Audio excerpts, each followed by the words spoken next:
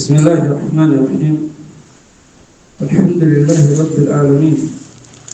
Wal 'aqibatu lil muttaqin wa la 'udwana illa 'alal zalimin.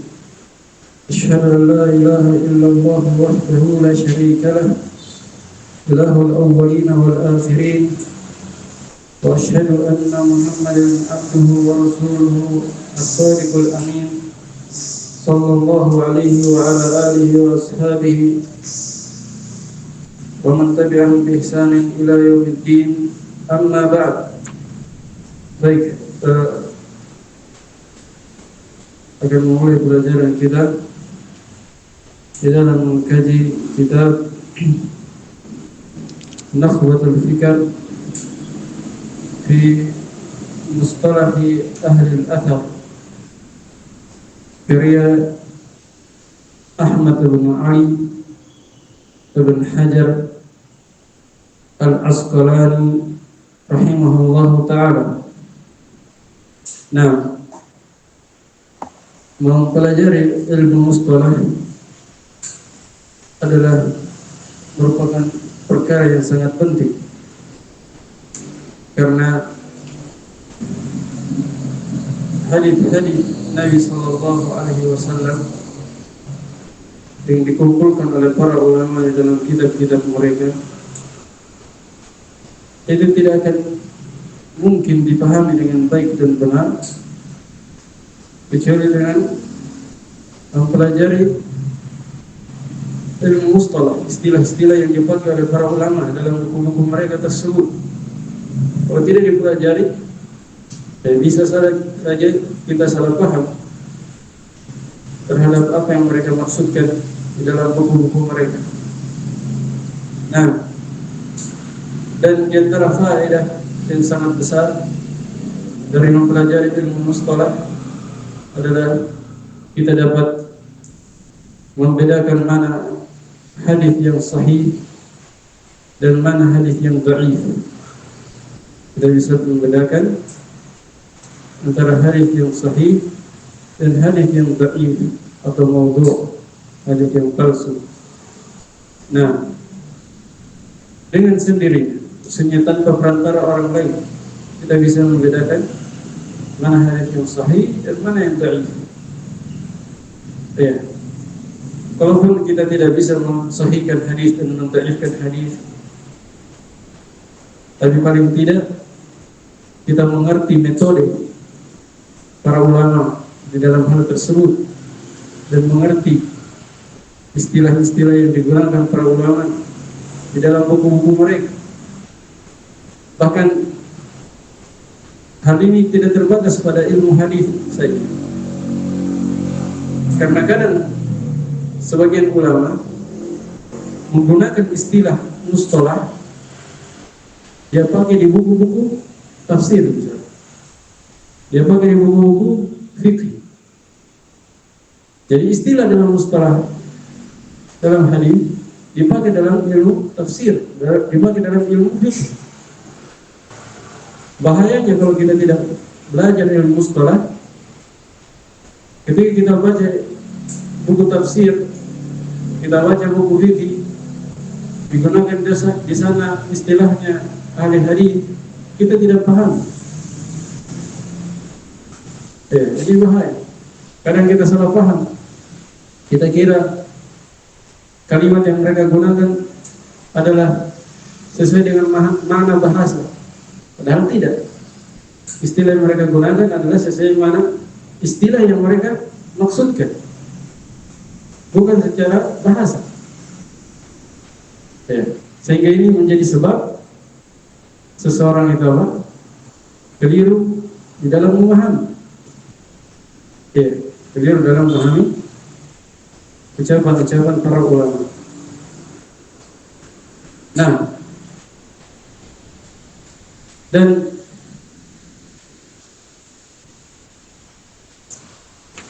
selanjutnya kita masuk pada pembahasan buku ini. Buku ini adalah Nakhwatul Fikr karya Ibnu Hajar. Buku yang sangat bagus sekali dalam pembahasan ilmu mustalah. terutama bagi pemula. Karena buku ini sangat ringkas, hanya 3 lembar saja kalau dikumpulkan matanya. Nah, dari bersamaan dengan itu,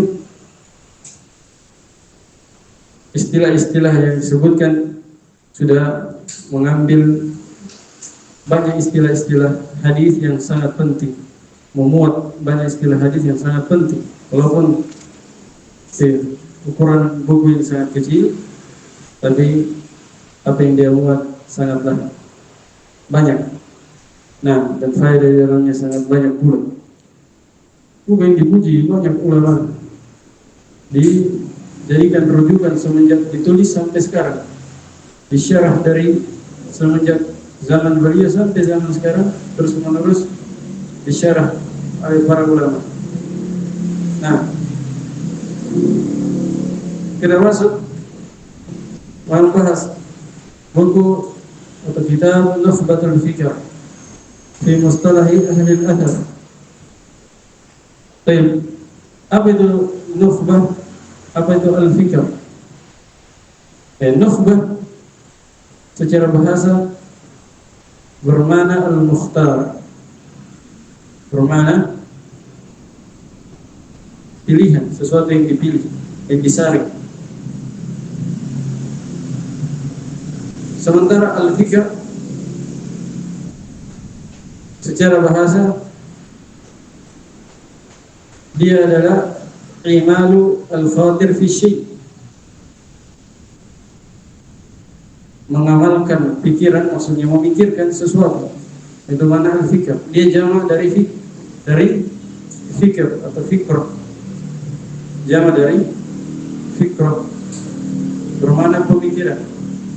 Jadi kalau digabungkan, nukhbatul fikr adalah pilihan atau hal yang disaring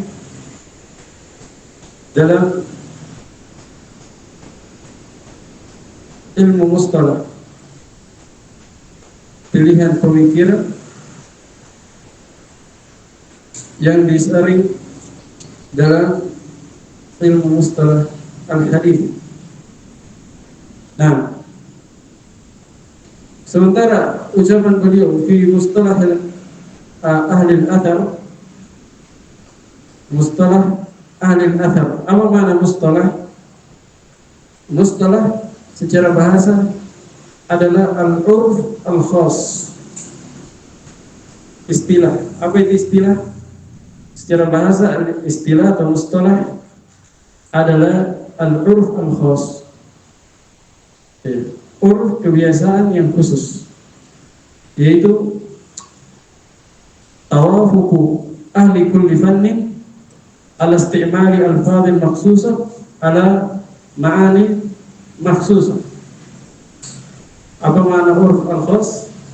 Urf al-khas adalah tawafuku ahli kulli fannin, bersepakatnya ahli setiap cabang ilmu untuk menggunakan lafaz-lafaz tertentu di atas makna tertentu. Jadi mereka sepakat untuk menggunakan lafaz ini misalnya di atas makna ini. Itulah istilah. Bersepakat menggunakan lafaz maudhu misalnya di atas makna palsu, hadis palsu. Dan yang semisal dengan itu. Ini apa? Istilah secara bahasa. Mustalah secara bahasa. Adapun mustalah secara istilah disebutkan oleh Ibnu Hajar di dalam nukatnya, dalam syarahnya terhadap Muqaddimah Ibnu Salah, Ma'rifatul Ulum, Ma'rifatul Anwa'i Ulumul Hadis, karya Imam Ibnu Salah. Beliau katakan bahwa al-mustalah adalah ma'rifatul qawaid atau ilmun yabhath 'anil qawaid al-mu'arrifah 'anil rawi wal marwi. Mustalah adalah ilmu yang membahas tentang kaidah-kaidah, yang memperkenalkan kita terhadap perawi dan al-marwi yang diriwayatkan, yaitu hadisnya atau asarnya. Jadi dengan ilmu mustalah kita bisa mengenal keadaan rawi dan mengenal keadaan hadisnya. Apakah hadisnya sahih atau dhaif? Apakah hadisnya maqbul, diterima atau mardud, tolak? Jelas ya? Itu ilmu mustalah.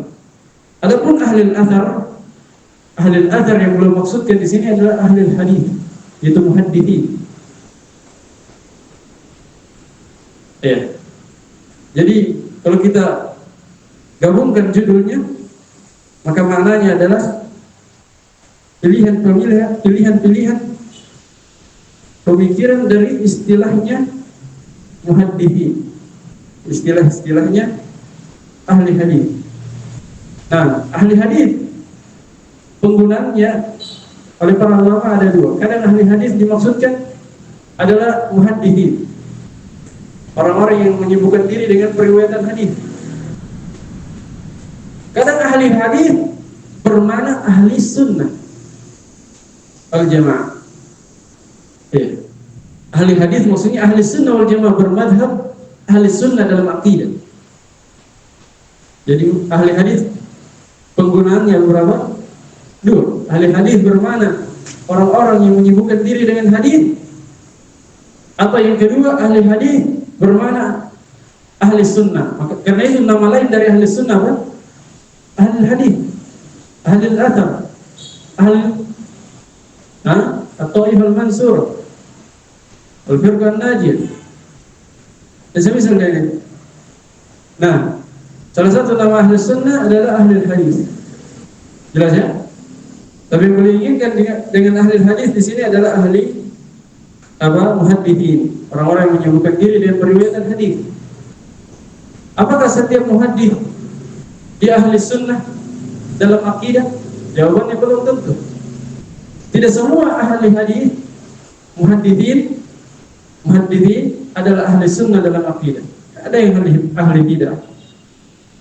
Ya, ada yang menyimpang. Sebaliknya, tidak semua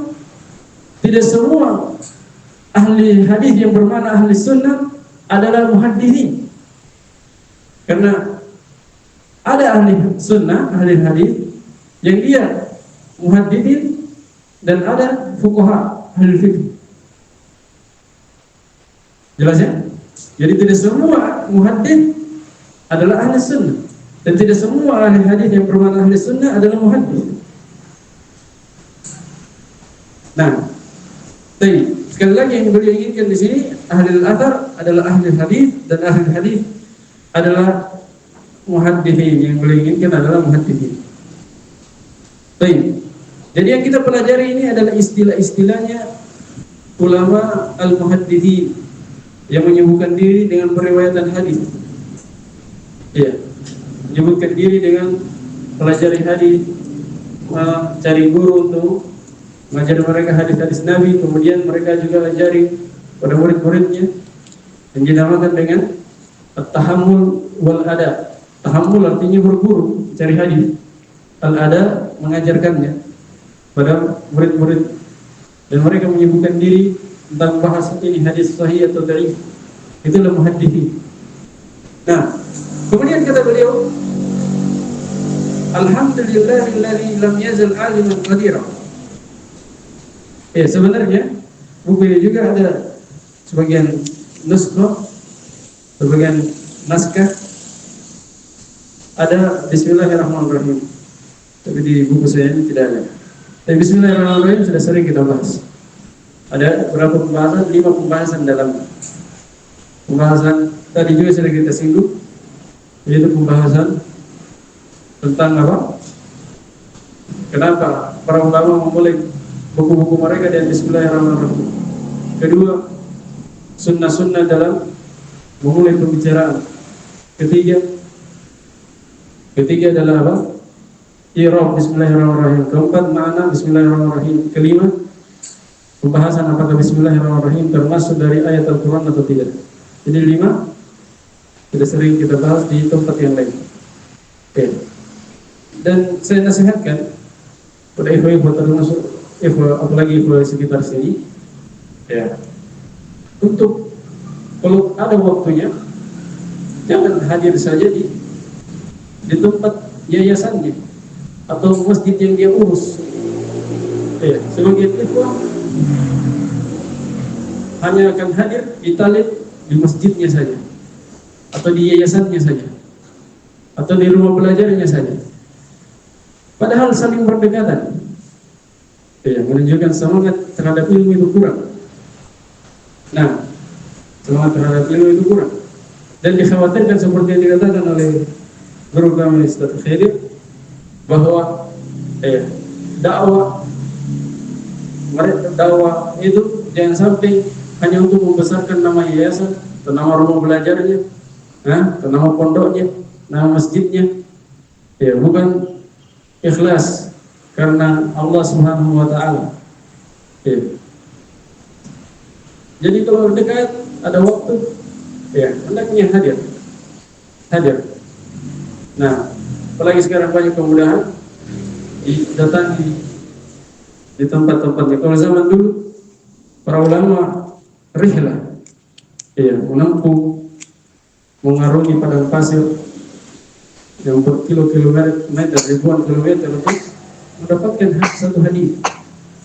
Zaman sekarang Masya Allah banyak kemudahan, banyak kendaraan, kemudian ustadznya juga mendatangi.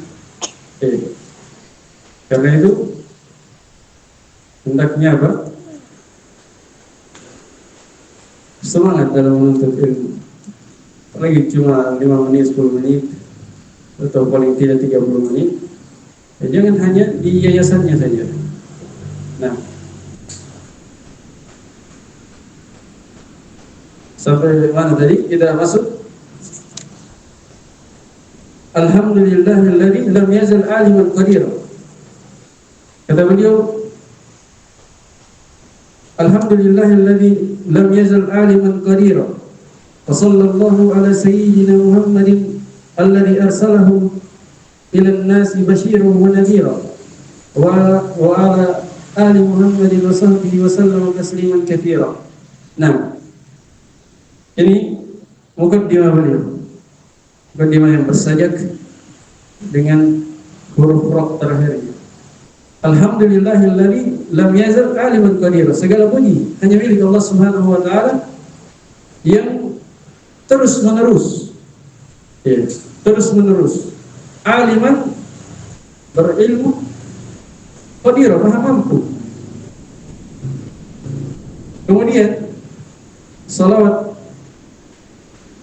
dan salam semoga senantiasa tercurahkan kepada Nabi kita Muhammad, yang mana Allah Subhanahu wa taala telah mengutusnya kepada manusia sebagai basyiron wa nadhira, sebagai pemberi kabar gembira kepada orang yang beriman padanya, dan nadhira sekaligus memberi peringatan kepada orang-orang yang mendustakannya dan kafir kepadanya. Wa ala ali Muhammadin, begitu pula semoga salawat dan salam tercurahkan kepada keluarga Nabi Muhammad, wasahbihi, dan sahabatnya, sallama tasliman katsira, dan juga semoga Allah bertaslim kepada mereka dengan taslim yang sangat banyak. Iya. Kita detailkan pendahuluan beliau. Alhamdulillah. Alhamdulillah. Dia apa? Al-ikhbar al-mahmud bisifati kamalihi wa nu'uti jalalihi ma al-hubbi wa ta'zim.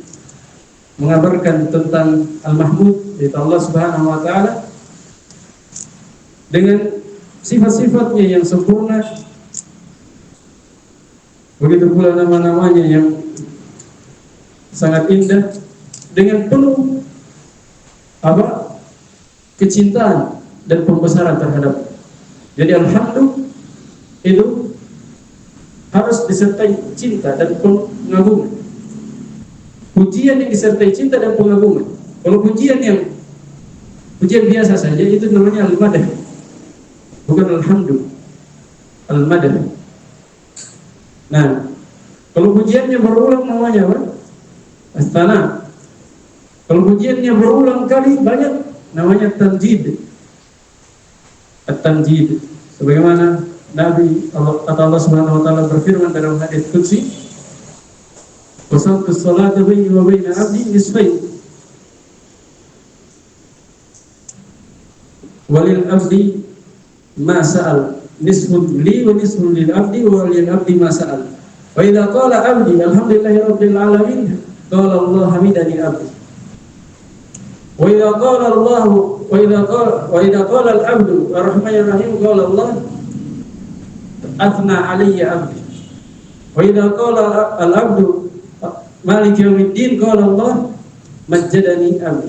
Perhatikan, kata Allah Subhanahu wa taala, saya bagi sholat surah Al-Fatihah itu dua bagian. Setengahnya untuk saya dan setengahnya untuk hamba-Ku, dan bagi hamba-Ku apa yang jadi. Kemudian Allah katakan, jika hamba mengatakan alhamdulillahirabbil alamin, ini pujian satu kali, dan di dalamnya terdapat cinta dan pengagungan. Apa kata Allah? Hamidani abdi, hamidah, hamdu, maka hamba-Ku telah memujiku. Kemudian pujian yang kedua, Ar-Rahman Ar-Rahim, ini pujian yang kedua. Maka apa kata Allah? Athna alayya abdi, hamba-Ku telah athna, menyanjung. Kemudian yang ketiga, Malik yaumiddin, ini pujian yang ketiga. Maka apa kata Allah? Majjadani abdi, hamba-Ku telah mentabjid, mengagungkan dengan memuji berulang kali. Ya. Jadi alhamdulillah beda maknanya dengan al-madah, beda maknanya dengan as-sana. Ya, sebagian orang menyamakan alhamdulillah dengan as-sana, dan ini keliru. Kemudian lillah, ma'ruf, lillah maknanya al-ma'bud, al-ma'luf, al-mustahiq lil ibadah, yang maha diibadahi dan maha disembah, yang berhak untuk diibadahi, satu-satunya yang berhak untuk diibadahi. Alladzi lam yazal aliman qadira, yang terus-menerus dia alim, maha berilmu, qadirah, dan maha mampu. Ini dua nama dari nama-nama Allah Subhanahu wa taala yang sangat indah dan terkandung di dalamnya dua sifat yang sangat tinggi, yaitu sifat ilm dan sifat al-qudrah. Kemudian salawat Allah dan taslimnya. Salawat Allah, apa makna Allah bersalawat kepada nabinya? Sebagian orang ada yang salah paham. Mungkin di Indonesia dimaklumi, tapi ada di sebagian orang ada yang melontarkan syubhat. Kenapa bisa Allah sholat kepada nabinya? Seharusnya kan apa? Hamba sholat kepada Allah. Apa makna Allah sholat kepada nabinya? Bersalawat. Maknanya kata para ulama, khilaf para ulama, tapi yang paling kuatnya ucapan Abu Aliyah di dalam sebagaimana yang dinukil dalam Bukhari dalam sahihnya adalah tanaullahi fil mala'il a'la, pujian Allah di tengah malaikatnya. Jadi Allah bersalawat kepada Nabi Muhammad dalam artian Allah memuji Nabi Muhammad di apa? Di kalangan malaikatnya, di hadapan malaikat. Kalau Allah bersalawat kepada kita, artinya Allah memuji kita di hadapan malaikat. Sebagian ulama mengatakan as-salawat itu artinya, salawat Allah artinya ar-rahmah, Allah merahmati hamba-Nya. Beda maknanya salawat kita kepada Allah, salawat kita kepada Allah. Apa artinya? Itu kita menyembahnya dengan gerakan-gerakan dan bacaan yang dimaklumi, dimulai dari takbir dan ditutup dengan salam. Jelas ya? Nah, kemudian wassallallahu ala sayyidina Muhammad, kata sayyidina. Apakah boleh menggunakan kata sayyidina? Jawabannya dirinci. Kata sayyidina boleh digunakan kalau di dalam kalimat biasa. Karena Nabi SAW telah bersabda, ana sayyidu waladi Adam wala fakhr. Saya adalah sayyidnya manusia, anak cucu Adam seluruhnya. Wala fakhr, dan tidak ada penyombongan diri. Ya, jadi Nabi tegaskan dirinya adalah Sayyid. Tapi yang keliru adalah menggunakan kata Sayyid dan memasukkannya kepada wirid-wirid yang sudah tertentu, zikir-zikir yang sudah tertentu. Seperti dalam tasyahud, kalau kita lihat riwayat-riwayatnya tidak ada kata Sayyidina, tapi sebagian orang memasukkan kata Sayyidina, padahal yang diajarkan Nabi tidak ada kata Sayyidina. Nah, ini keliru. Seharusnya kita membatasi diri dengan apa yang diajarkan oleh Nabi SAW. Dan boleh kita tambahkan kata Sayyidina di mana tasyahud, karena tidak ada riwayat hadisnya begitu. Begitu pula di adzan. Ya, mungkin di Indonesia kurang familiar, tapi sebagian tempat di adzan pun dia tambahkan asyhadu anna Muhammadan, asyhadu anna sayyidina Muhammadan Rasulullah. Ya, begitu adzan. Jelas ya? Ini keliru. Harusnya membatasi diri terhadap apa yang warid dalam hadis. Tapi kalau dalam kalam biasa terserah. Tapi kalau dalam zikir, dalam wirid-wirid, tidak boleh ditambahkan kecuali apa yang diajarkan oleh Nabi SAW. Itu yang bagus. Adapun syubhat sebagian orang katanya ini bentuk penghormatan. Jawabannya, siapa yang lebih menghormati Nabi? Kita atau para sahabat? Para sahabat lebih menghormati Nabi daripada kita. Para sahabat saking hormatnya kepada Nabi, mereka ikuti semua apa? Semua yang dituturkan oleh Nabi. Dan mereka tidak pernah menambahkan kata-kata sayyidina dalam zikir-zikir, dalam tasyahud, dalam adat, tidak pernah. Jadi syubhat ini sakit, syubhat yang gugur. Jelas ya? Baik. Kemudian alladzi arsalahu ila an-nasi basyira wa nadhira. Mengutus Nabi Muhammad, apa arti Rasul? Ya, khilaf para ulama, apa arti Rasul dan Nabi. Nah, tapi yang kuatnya bahwa Rasul adalah insanan dzakar, insanan dzakar. Khulida ila qaumin mukhalifina lahu. Dia manusia, tidak ada Rasul dari kalangan jin, tidak ada. Menurut pendapat yang kuat. Dzakar, laki-laki, tidak ada Rasul dari kalangan perempuan. Menurut pendapat yang kuat. Mulida diutus kepada kaum yang menyelisihinya dalam akidah. Diutus kepada kaum yang musyrik. Itu Rasul.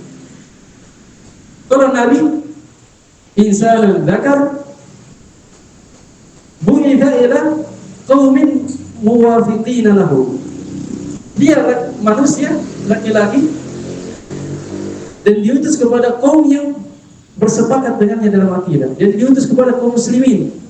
Hanya diutus kepada mereka untuk mendakwahi mereka, untuk apa? Terus mengingatkan mereka, melanjutkan dakwah Rasul sebelumnya. Sebagian ulama yang masyhur di tengah kita, bahwa Nabi adalah diutus dan diberikan wahyu padanya dan apa? Tidak diperintah untuk menyampaikan. Kalau Rasul diberikan padanya wahyu dan diperintah untuk mentawakan. Nah, ini pendapat sebagian ulama, tapi ini marjuh, pendapat yang kurang kuat, banyak kritikan dalam. Kemudian saya tidak sebutkan dalil-dalil, sebab sebenarnya tujuan utama kita bukan belajar mustalah, hanya kita syarah ringkas saja. Arsalahu ila nasi basyiran wa nadhira. An-nas itu kata sebagian ulama masuk dalamnya jin, masuk dalamnya jin. Basyiran wa nadhira. Basyir beri peringatan, memberi kabar gembira. Nadhira bermakna mundhir, beri peringatan. Ala ali Muhammad. Apa makna al? Keluarga. Al apa? Al apakah dia bermakna keluarga atau pengikut? Khilaf para ulama. Tapi yang bagusnya, taujih, arahan yang bagusnya, kalau al setelahnya tidak disebut, ya, al itu banyak mana, kadang bermana keluarga, kadang bermana pengikut. Ya. Terus di sini yang diinginkan apa? Apakah keluarga atau pengikut? Ya. Yang benarnya dilihat konteksnya. Kalau setelahnya disebutkan atba atau man tabi'ahu misalnya, maka al bermakna keluarga saja, keluarga yang beriman, keluarga Nabi yang beriman dari orang-orang yang haram untuk menerima zakat. Karena khilaf juga para ulama, apa itu ahlul bait? Ada yang mengatakan ahlul bait semua keturunan Hashim, ahlul bait. Ada yang mengatakan ahlul bait adalah istri dan anak-anaknya saja. Ada yang mengatakan ahlul bait adalah keluarga Nabi yang haram menerima zakat. Haram menerima zakat, yaitu apa? Bani Abdul Muttalib dan Bani Muttalib, Bani Hashim dan Bani Muttalib. Ya, Bani Muttalib juga ada khilaf apakah dimasukkan atau tidak. Dan Ahlul Bait yang masuk di dalam bahasan Ahlul Bait adalah keluarga Ali, keluarga Al-Aqil, saudaranya Ali, keluarga Al-Abbas. Ya. Ini semua Ahlul Bait, keturunan mereka adalah Ahlul Bait. Nah,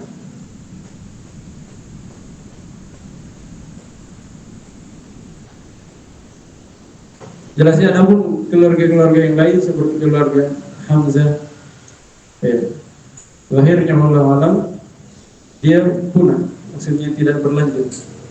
Beda dengan keluarga Ali, keluarga siapa lagi? Al-Aqil, keluarga Al-Abbas, terus berlanjut hingga sekarang. Nah, jadi mereka adalah Ahlul Bait. Di sini disebutkan atba atau tidak? Jawabannya tidak. Berarti kalau begitu apa? Al di sini bagusnya bermakna atba, pengikut semuanya. Masuk sahabat dan kita semua. Jelas ya? Terus kenapa dikhususkan? Kalau masuk sahabat, kan sahabat termasuk pengikut. Kenapa dikhususkan sahabat? Jawabannya dikhususkan sahabat karena kemuliaan mereka. Nimbal atful al-khas al-am. Diatofkan yang khusus kepada yang umum.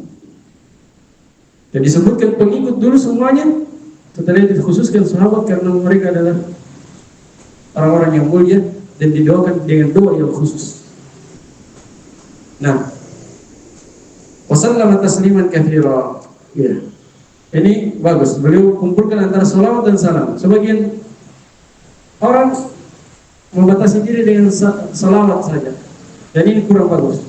Karena Allah berfirman, "Innallaha wa malaikatahu yusholluna 'alan nabi, ya ayyuhalladzina amanu shallu 'alaihi wa sallimu taslima." Jadi Allah perintahkan, ya ayyuhalladzina amanu, wahai orang-orang beriman, shallu, berselawatlah kepada beliau dan bertaslim. Selawat dan taslim digabungkan. Itu diperintahkan oleh Allah. Jadi yang dianjurkan dua-duanya. Dan beliau di sini telah mengumpulkan 4 bentuk atau 4 sunnah memulai pembicaraan. Apa itu? Bismillahirrahmanirrahim. Kemudian di sebagian naskah ada Bismillahirrahmanirrahim. Kemudian memuji Allah. Ketiga salawat, keempat taslim. Kurang 1. Ya. Dalam memulai pembicaraan, dalam buku ataupun dalam pembicaraan biasa, itu 5 sunnah. Pertama Bismillahirrahmanirrahim, kedua menyanjung Allah, ketiga bertasyahud, mengucapkan 2 kalimat syahadat, kemudian keempat bersalawat, dan kelima bertaslim. Kalau dia kumpulkan 5 ini sempurna. Walaupun kalau dia mulai dengan Bismillahirrahmanirrahim, itu sudah cukup sebenarnya. Karena kata para ulama, Sebagian ulama, barang siapa mengucapkan bismillahirrahmanirrahim faqad ablagha fi sana. Maka sungguh dia telah memuji dengan pujian yang mendalam, yang sangat tinggi. Nah, baik.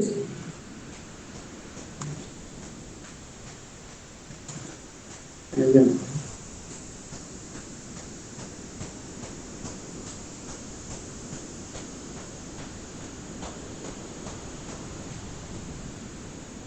Kita masuk sedikit ya. Masuk sedikit satu baris. Baik, qala rahimahullah, amma ba'd. Adapun selanjutnya, amma ba'd asalnya amma mahma yakun fasyai'un ba'du. Amma mahma yakun fasyai'un ba'du. Kemudian dihapus, diringkas jadi amma ba'du. Fa inna tasanifa, adapun selanjutnya, fa inna tasanifa fi istilahi ahli hadits qad kathurat wa busilat wa ikhtusirat. Sungguhnya tulisan-tulisan atau karya-karya tulis tentang mustalah, istilahnya ahli hadis, ya, ahli hadis. Di sini beliau katakan ahli hadis, di judul beliau katakan ahli athar, menunjukkan ahli athar bermakna apa? Ahli hadis. Baik. Kata beliau, karya-karya tulis tentang ilmu mustalah itu sudah banyak, kathurat. Sehingga di zaman beliau sudah sangat banyak. Sudah banyak yang menulis. Ulama terdahulu, apalagi ulama setelahnya, banyak. Di antara orang yang pertama kali menulis ilmu mustalah adalah, ada khilaf ya, tapi ada yang mengatakan Imam Syafi'i dalam kitabnya Risalah. Karena kitab Risalah itu dia ibarat tentang ilmu mustalah dan ilmu ushul fiqh gabung, belum disendirikan, belum dipisah. Ada yang mengatakan yang pertama kali menulis adalah Ali bin al-Madini. Ali bin al-Madini gurunya Imam Bukhari. Karena tulisan-tulisan beliau dalam mustalah sangat banyak, sampai dikatakan beliau yang pertama kali menulis. Ada yang mengatakan yang pertama kali menulis adalah Imam At-Tirmidzi dalam jami'nya, dalam Jami' At-Tirmidzi, yaitu Sunan At-Tirmidzi. Dan juga dalam ilalnya, ilal At-Tirmidzi ada dua ya, ilal As-Sughra dan ilal Al-Kubra. Ilal As-Sughra menyatu dengan Jami', menyatu dengan Sunan At-Tirmidzi. Kalau ilal Al-Kubra dia tersendiri. Ilal As-Sughra ini disyarah oleh Ibnu Rajab dalam 2 jilid besar. Baik. Ada pendapat yang lain. Dan termasuk ulama yang pertama kali menulis dalam pembahasan ilmu mustalah adalah Ar-Rama Hurmuzi. Ar-Rama Hurmuzi. Iya. Beliau menulis sebuah kitab yang bernama Al-Muhaddits Al-Fasil Baina Ar-Rawi wal Wa'i tentang mustalah. Kemudian setelahnya menyusul Al-Imam Al-Hakim. Ma'ruf ya, Imam Al-Hakim, milik Mustadrak Al-Hakim, Abu Abdillah Al-Hakim An-Naisaburi, yang dikenal masyhur dengan nama Ibnul Bayy. Nah, kemudian setelah itu menulis, kalau Al-Hakim judul bukunya Ma'rifatul Ulumul Hadits. Kemudian setelah itu menulis juga Abu Nu'aim Al-Asbahani. Kemudian setelah itu menulis Al-Khatib Al-Baghdadi. Banyak bukunya dalam mustalah, sangat banyak. Bahkan kata para ulama hampir semua istilah dia tulis buku tersendiri. Dia menulis tentang Al-Mudraj, istilah hadis Al-Mudraj, tentang ilal, tentang ittirab, tentang Al-Muttafiq wal-Mukhtalif, dan banyak. Dan beliau punya buku namanya Al-Kifayah. Jadi beliau muat tentang ilmu mustalah. Begitu pula beliau menulis buku tentang adab rawi dan al-wa'i. Perawi dan al-wa'i, setiap penuntut ilmu. Nah, yang bernama Jami'u Adab Rawi wal Wa'i. Kemudian setelah itu muncul menulis juga siapa? Al-Qadiyah. Kemudian setelah itu menulis juga Ibnu Salah, Abu Amr Ibnu Salah. Nah, Abu Amr Ibnu Salah banyak-banyak merujuk pada bukunya Al-Khatib Al-Baghdadi. Ya. Abu Amr Ibnu Salah, judul bukunya apa? Yang terkenal, Muqaddimah Ibnu Salah, atau nama lainnya Ma'rifatu Anwa'i Ulumil Hadis.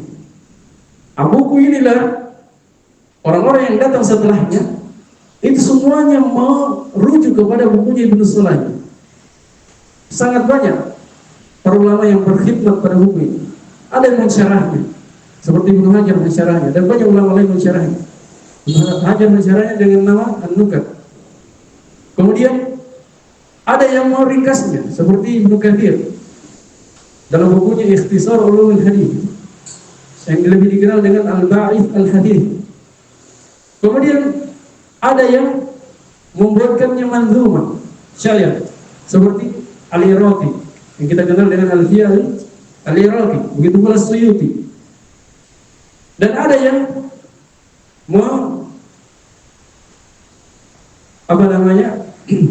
membuatkannya semacam bukan ringkasan, tapi dia merujuk padanya juga, seperti buku Nukhbatul Fikr. Ya. Nukhbatul Fikr juga termasuk apa? Buku yang merujuk pada kitab Muqaddimah Ibnu Salah, Ma'rifat Anwa'i Ulumil Hadis, karya Ibnu Salah. Jadi semua ulama yang menulis belakangan setelah Ibnu Salah itu merujuk pada buku Ibnu Salah. Bukunya sudah sangat bagus, memuat hampir semua istilah hadis. Tapi apa susunannya kurang bagus, karena sejarahnya boleh menulisnya sambil diajarkan. Dia tulis, mungkin hari ini diajarkan itu biasa. Jadi bukan buku yang dia sengaja tulis. Nah, dia menulis 1-2 lembar itu diajarkan kepada murid-muridnya. Nah, hingga terkumpul, disatukan. Karena itu dia kurang tertata. Jadi dengan buku-buku belakang sudah tertata. Jelas ya? Tayyib. Qad kathurat, jadi sudah sangat banyak buku-buku tentang mustalah. Wa busitat wa tusirat. Dan ada yang panjang lebar, seperti misalnya yang mensyarah Al-Fiyah Al-Iraqi, panjang lebar seperti As-Sakhawi, murid dari Ibnu Hajar. Itu berjilid-jilid, sekitar 3 atau 4 jilid. Kemudian banyak ulama yang lain yang menulis yang panjang lebar. Termasuk syarah Ibnu Hajar juga panjang lebar. Syarah terhadap Muqaddimah Ibnu Salah. Ada yang kata beliau, ada yang ukhtusirat, ada yang ringkas. Jadi panjang supaya banyak ilmunya yang termuat dalamnya. Kalau diringkas apa? Ringkas untuk mudah dihafal, supaya mudah dihafal oleh pemula. Nah, sudah dulu. Selanjutnya insyaallah kita akan bahas di pekan depan.